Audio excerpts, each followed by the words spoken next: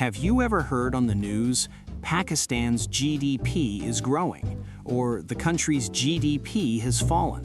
But what does GDP actually mean? Does it really show how rich a country is?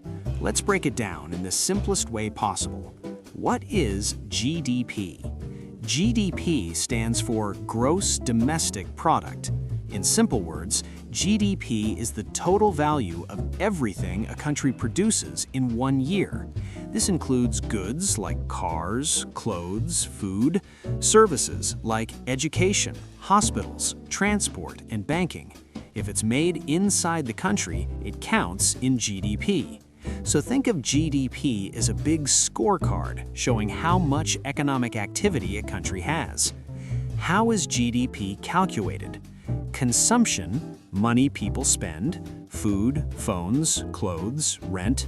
Investment, money businesses spend, factories, machines, buildings. Government spending, schools, roads, hospitals, defense. Net exports, exports minus imports, what a country sells to the world minus what it buys. When you add all these together, you get the country's GDP. Why is GDP important? GDP helps us understand how strong or weak an economy is, whether the economy is growing or shrinking, how a country compares with others.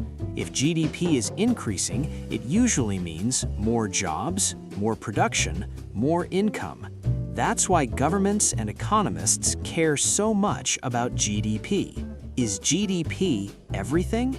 But here's the truth. GDP is not perfect. It does not show income inequality, happiness of people, pollution, or environment damage.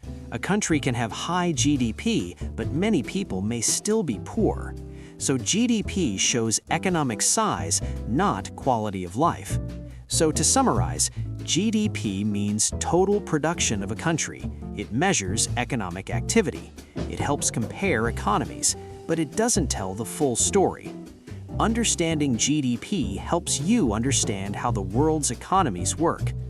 Subscribe for more.